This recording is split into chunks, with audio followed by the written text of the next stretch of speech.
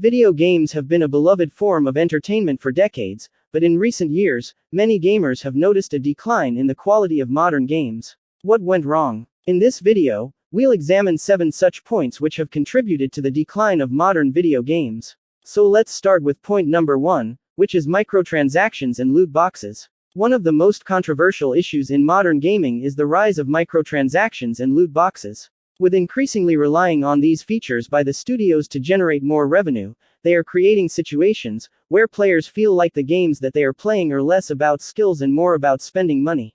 This is very common nowadays, especially in many mobile games out there. And at the same time, this becomes a huge issue when this microtransaction stuff is forced into paid PC and console games. Apart from that, the implementation of the loot box system is still increasing, like in soccer and various sports games, which kinda ruins the overall experience of the game that you've just brought from the store. This should not be done, and I think that paid and non-free single-player and campaign games, especially the AAA ones, must be kept microtransactions free. Also, the facility of microtransactions should only be available in free-to-play titles and should be implemented healthily. On the other hand, I think that every studio must abandon the idea of loot boxes, as it is totally dependent upon our luck and not our desire.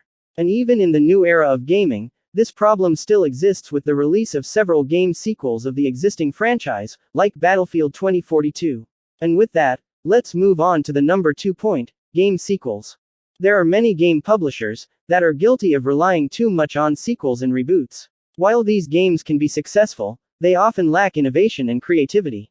A great example is Angry Birds 1, the first in the OG Angry Birds game that was released way back in 2019, which has been removed from the mobile app stores. Rovio did this on purpose to shift its player base to their other games. But most of its player base didn't like this decision. And hence, this reduced the goodwill of Rovio. Now on the other hand, sometimes the developers or precisely, the studios or the publishers never release the sequel of some of their gaming titles, for example, Days Gone, Marvel's Avengers, Sunset Overdrive, and so on. This happens because either the studios or the publishers think that there's not that much profit in it, or they may just want normal people to forget about it and move on to their next new game of any other franchise. Also sometimes, the companies announce themselves as insolvent, and as they dissolved, their games get removed from the stores. So there's no question of sequels arising for certain games, as the studio or the publisher now no longer exists, as we saw the same thing that happened with Drive Club. Although, this type of situation may also take place due to licensing and rights issues, and that takes us to our third point, rights issues. Sometimes, the studio or the publisher behind our favorite gaming franchise might lose the rights and licenses, as the character or the intellectual property mainly belong to any other studio. And due to this, those games got delisted and removed from all the storefronts.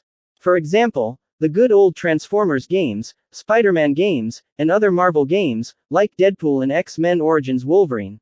Yeah, they were all taken down long ago from all the storefronts, as Activision was lose the rights of those IPs, since Activision is not the actual owner of them. On the other hand, sometimes video games get delisted due to their poor in-game infrastructure, or if the game fails to generate the expected revenue for the company, like Square Enix's Marvel's Avengers, which was full of bugs and various issues, so it was not well received by the users. Hence, sometimes video gaming publishers lose rights for certain IPs due to lack of polish in their games. And with this, let's move on to the number 4 point, that is poor optimizations. Nowadays, several gaming publishers are under increasing pressure to release games quickly, which are often resulting in poor in-game optimizations.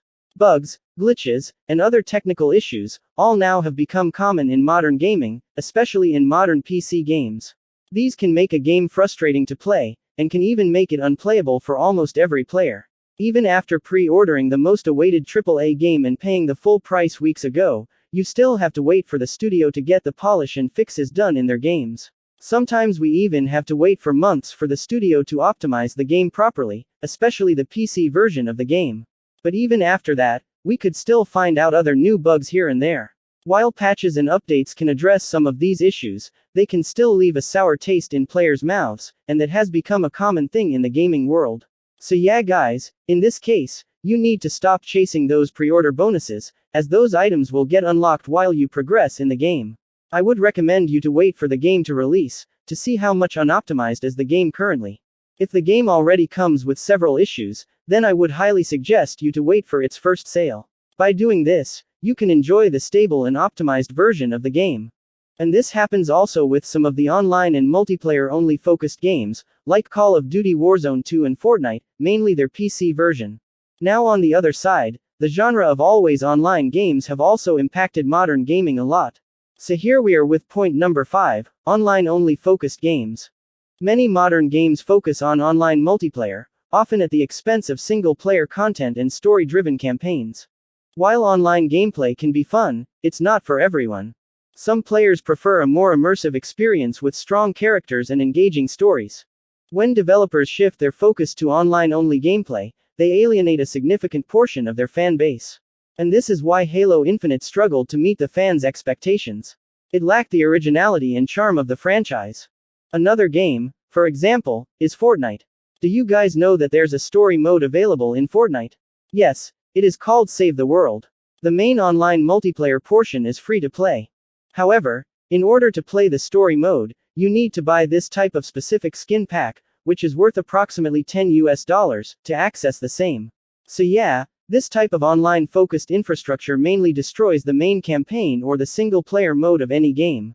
But apart from this, there's one more thing that still exists, and harming the player's experience who legally purchase and play their favorite AAA games, and that is digital rights management, and with that, we have come to number 6 point, that is DRM issues.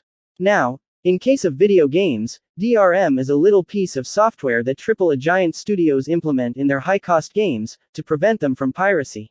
But this comes at the cost of performance. Now I am only talking about third-party DRMs, and not the storefront DRM. This has been proven multiple times that if the publisher decides to remove the other third-party DRM, especially de novo, then the overall performance and optimization level of that game improves automatically. For example, this is what Capcom did with their game Resident Evil Village. Or in other cases, if the game's DRM gets broken, then it could be seen that the DRM-free version is providing more FPS than the paid one. So yeah, third-party DRMs, especially de novo, are affecting the players and their experience who have brought the game against real money. It makes the buyers feel like a punishment that they are getting for purchasing the game legally with their hard-earned money, whereas you have other options out there, like buying the game after all the patches and fixes, to get a much better experience and performance out of the game. But apart from these third-party DRMs, video games sometimes also comes with very few in-game graphical settings. And here we are finally with our last point, but not the least, number 7, poor graphical settings implementations. Sometimes, developers restrict the accessibility of almost all or most of the graphics settings of the PC version of their games. Due to this, sometimes it feels as if we're playing a console version of the game on our PC. Let's take Dragon Ball Z Kakarot. You can only toggle the anti-aliasing technique, change the internal resolution and set the shadows to off, medium, high, or max. Other than that, you cannot change the texture quality, effect quality, and post-processing quality, etc. There are very few settings in the game as compared to the previous Dragon Ball games. And in that case, if you still want to set the game's graphics higher than its limit, then you might want to use Reshade or any other legit modification tools, to enhance the overall fidelity of the game as per your choice. But even without all those stuff, you can still enjoy the game as it is with its originality. So yep guys, all these 7 points that I've just mentioned, are just a few of the factors which have contributed to the decline of modern video games. As gamers, it's up to us to demand better from these big tech AAA companies and support games that prioritize player experience and innovation. And due to all these issues, many people are unable to enjoy video games nowadays. So in this situation, I would highly suggest you to try out some indie games. There are lots of indie games out there, which you will enjoy and have a great time playing them rather than the modern AAA stuff. But even after that, if you are still unable to enjoy the video games like before, then you might want to check out this video, where I talked about how you can make video games fun again. And with that being said, thank you so much guys for watching our video. Wishing you all a great day ahead, and I will see you in our next video.